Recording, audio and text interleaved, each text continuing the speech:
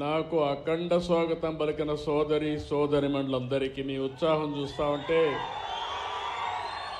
ఎన్నోసార్లు వచ్చాను. వచ్చినప్పుడంతా కూడా మీ ఉత్సాహం పెరుగుతూ ఉంది, అభిమానం ఉప్పొంగిపోతూ ఉంది. అది చూసినప్పుడు నాకు అనిపిస్తుంది, నేను ఎన్ని జన్మలెత్తి మీకు సేవ చేసినా మీ రుణం తీర్చుకోలేను, అంత అభిమానం చూపిస్తున్నారు.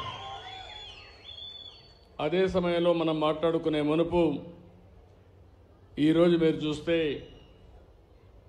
దేశం మొత్తం యుద్ధ వాతావరణంలో ఉంది. ఏదైతే మన వాళ్ళ మీద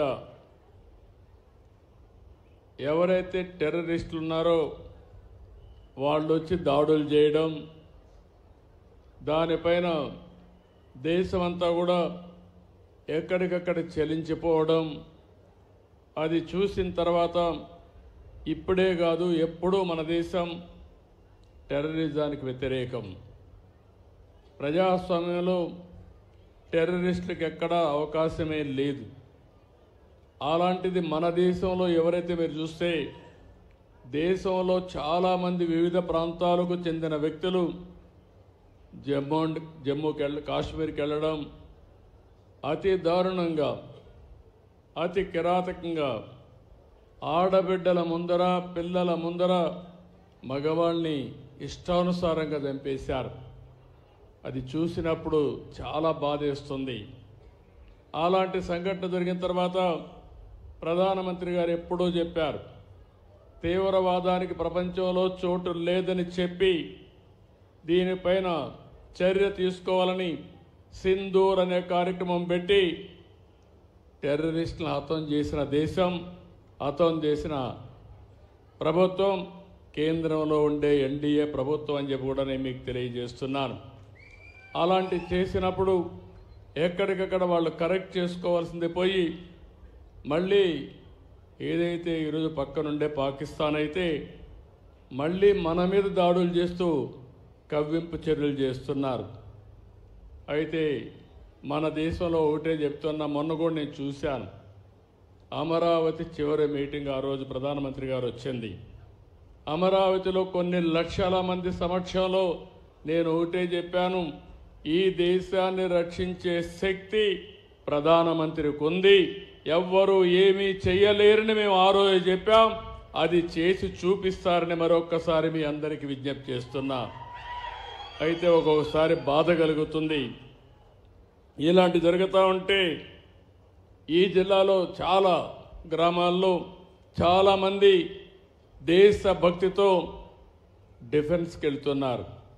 మేము కూడా దేశాన్ని కాపాడాలి, నా వంతు బాధ్యతగా నేను కూడా దేశ సేవ చేయాలని చాలామంది ముందుకొచ్చి యువకులైతే ఈ యొక్క రక్షణ శాఖలో చేరుతున్నారు. అందులో చేరిన వ్యక్తుల్లో మన తెలుగు బిడ్డ మురళీ నాయక్ ఈ జిల్లా వాసి. ఆ మురళీ నాయక్ ప్రాణాలు కోల్పోవడం చాలా బాధేస్తుంది. ఈరోజు మీరు చూసినప్పుడు జమ్మూ కాశ్మీర్ సరిహద్దుల్లో పాకిస్తాన్ జరిపిన కాల్పుల్లో మన ఉమ్మడి జిల్లాకు సంబంధించిన వ్యక్తి నిన్న చనిపోయారు. గోరంట్ల మండలం కల్లి తండాకు చెందినటువంటి మురళీ నాయక్ వీర మరణం, దేశం కోసం చనిపోయారు.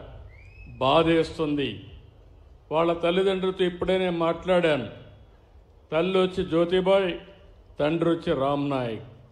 వారికి నా ప్రగాఢ సానుభూతి తెలియజేస్తున్నా. ఈ రాష్ట్రం, ప్రభుత్వం, సమాజం మీకు అండగా ఉంటామని ఈ సభా సమావేశంలో హామీ ఇస్తున్నానని చెప్పి కూడా నేను మీకు తెలియజేసుకుంటున్నాను. 2 సంవత్సరాలు ఆర్మీలో ఉన్నాడు, ఎనలేని సేవలు అందించాడు. మనం అందరం ఒక విషయం గుర్తుపెట్టుకోవాలి, ఈరోజు ఎవరైతే సైనికులు ఉన్నారో వారు బార్డర్లో ఉండి అనునిత్యం మన కోసం నిద్రాహారాలు మాని దేశ రక్షణ చేస్తున్నారు కాబట్టి మనం హాయిగా నిద్రపోగలుగుతున్నాం. అలాంటి ఈరోజు మనం చూస్తూ ఉంటే కొన్ని దేశాలు ప్రజాస్వామ్యంలో ప్రపంచంలో ఎక్కడ కూడా హింసకు తావు లేదు. అందరూ కూడా ప్రగతిలో పోటీ పడవలసిన అవసరం ఉంది. దేశాన్ని అభివృద్ధి చేసుకుని ప్రజలకు మెరుగైన జీవన ప్రమాణాలు అందజేయాల్సిన విషయం ఉండాలి. కానీ ఎక్కడికక్కడ కవ్వింపు చర్యలు చేయడం, లేనిపోని సమస్యలు క్రియేట్ చేయడం చాలా బాధేస్తుంది. అయితే ఇలాంటి జరిగినప్పుడు మనమందరం కూడా అండగా ఉండాలి.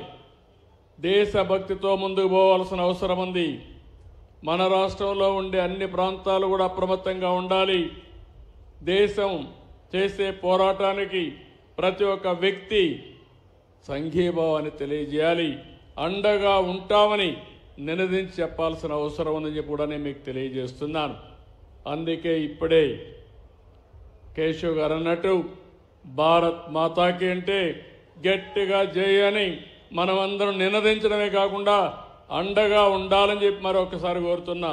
భారత్ మాతాకి, భారత్ మాతాకి, భారత్ మాతాకి. అదే సమయంలో ఎవరైతే చనిపోయారో